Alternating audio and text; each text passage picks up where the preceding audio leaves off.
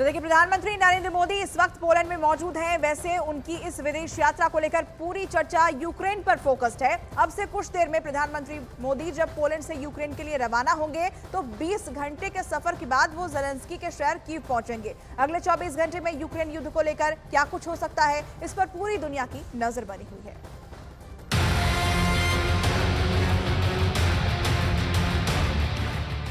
Europe की जिस जमीन पर प्रधानमंत्री नरेंद्र मोदी कदम रख रहे हैं, ये इस वक्त दुनिया का सबसे खतरनाक वॉर जोन बना हुआ है। ये है पोलैंड की राजधानी वॉर्सो। प्रधानमंत्री के पोलैंड पहुंचने की टाइमिंग बहुत दिलचस्प है, क्योंकि यहां पहुंचकर नरेंद्र मोदी का सिर्फ एक मैसेज है, युद्ध को रुकना ही चाहिए। दुनिया इस युद्ध को लेकर चाहे दो ध्रुवों में बटी हो, लेकिन गुटनिरपेक्ष भारत के तराजू में युद्ध की कोई जगह नहीं। और इसीलिए प्रधानमंत्री नरेंद्र मोदी ने पूर्वी यूरोप पहुंचकर जो धर्म कांटा दिखाया है, उसकी सुई युद्ध पर नहीं रुकेगी, उसकी सुई सिर्फ और सिर्फ शांति पर रुकेगी। यही भारत का मैसेज है। अब पोलैंड से यात्रा की शुरुआत करने के पीछे क्या मैसेज है? पोलैंड नेटो का एक मजबूत सदस्य है। नेटो में अमेरिका और तुर्की के बाद पोलैंड की सबसे बड़ी सेना है, लेकिन इसकी ज्योग्राफी इसे यूक्रेन और रूस के युद्ध को लेकर अहम बना देती है। वर्ल्ड मैप पर यह है पोलैंड। यहां पर नेटो के 5000 सैनिक वॉर रेडी वाले मोड में हैं। यहां है यूक्रेन। यहीं पर फरवरी 2022 से पुतिन का स्पेशल ऑपरेशन जारी है। और यहां है रूस। यूक्रेन से लगे रूस के कुर्स्क में इस वक्त जेलेंस्की की फौज बड़ा युद्ध कर रही है। यानी ये पूर्वी यूरोप का इलाका इस वक्त दुनिया के लिए बड़ा चैलेंज बना हुआ है।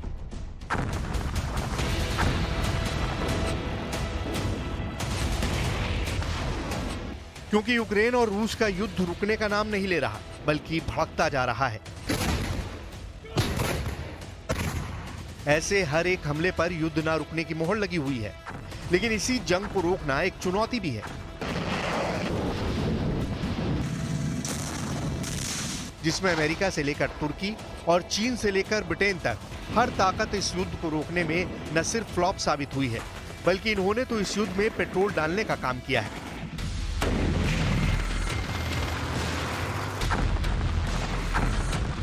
सवाल है कि भारत क्या असर कर सकता है। पोलैंड दौरे के बाद प्रधानमंत्री नरेंद्र मोदी 23 अगस्त को यूक्रेन में रहेंगे और राजधानी कीव में उनकी मुलाकात यूक्रेन के राष्ट्रपति जेलेंस्की से होगी। इस मीटिंग पर पूरी दुनिया की नजर रहेगी, क्योंकि दुनिया भर में भारत की छवि एक गुटनिरपेक्ष देश की रही है। भारत रूस के करीब ज्यादा रहा है, लेकिन यूक्रेन से भी भारत के मजबूत रक्षा संबंध रहे हैं। भारत ने अब पोलैंड में एक बड़ा मैसेज देने की कोशिश की है। पोलैंड की राजधानी वॉर्सो यहां से यूक्रेन की कैपिटल कीव 700 किलोमीटर दूर है। लेकिन दौरे के पहले पड़ाव पर ही भारत बताना चाहता है कि 700 किलोमीटर दूरी से ही वो अपना मैसेज 7000 किलोमीटर दूर तक पहुंचाना जानता है।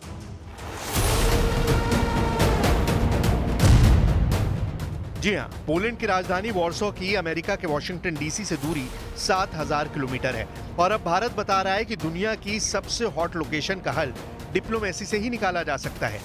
मोदी का ये मैसेज सीधे व्हाइट हाउस के लिए है।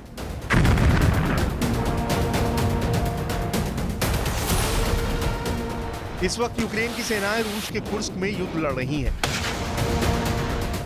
पहले जिस जमीन से रूस यूक्रेन पर हमले लॉन्च कर रहा था, अब उसी जमीन को पुतिन बचाने की कोशिश कर रहे हैं। यानी युद्ध ओवरफ्लो कर चुका है। युद्ध अब अपना दायरा पार कर रहा है।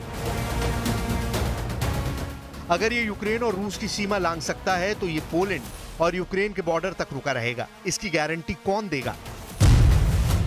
इसीलिए जब शांति की जरूरत है, तो युद्ध के तराजू की सुई युद्ध पर नहीं रुकनी चाहिए, बल्कि कोई तो ऐसा हो जो साबित करे कि जंग के मुकाबले शांति का वजन ज्यादा है। दो ध्रुवों यानी यूक्रेन और रूस के बीच बटी दुनिया को इस वक्त भारत जैसे गुटनिरपेक्ष तराजू की जरूरत है। भारत का धर्म कांटा दुनिया को ये गुंजाइश देता है कि यहाँ सुई सिर्फ शांति पर रुकेगी, युद्ध पर नहीं। प्रधानमंत्री का पूर्वी यूरोप का यह दौरा ऐसे वक्त हो रहा है जब नेटो और रूस आमने सामने हैं। यूक्रेन ने जब से रूस के कुर्स्क इलाके पर हमला किया है, यूरोप और रूस के बीच तनाव बहुत ज्यादा बढ़ गया है। रूस ने साफ साफ कहा है कि कुर्स्क में नेटो की सेनाएं लड़ रही हैं और ये पूरे क्षेत्र के लिए बड़े खतरे का सिग्नल है। प्रधानमंत्री नरेंद्र मोदी जब 23 अगस्त को यूक्रेन की राजधानी कीव पहुंचेंगे, तब दुनिया भर के कैमरे उनकी और जेलेंस्की की मुलाकात की तस्वीरें वायरल करेंगे। 3 दशकों से ज्यादा पुराने राजनयिक रिश्तों के बीच ये पहली बार है जब भारत का कोई प्रधानमंत्री यूक्रेन का दौरा करेगा। इससे पहले प्रधानमंत्री मोदी और जेलेंस्की की मुलाकात जून 2024 में हुई थी, जब इटली में G7 बैठक के दौरान दोनों लीडर मिले थे। वहीं 2023 में दोनों की मुलाकात जापान में हुई थी, जब हिरोशिमा में G7 की बैठक हुई थी। दोनों ही मुलाकात में भारत ने शांति कायम करने पर जोर दिया था।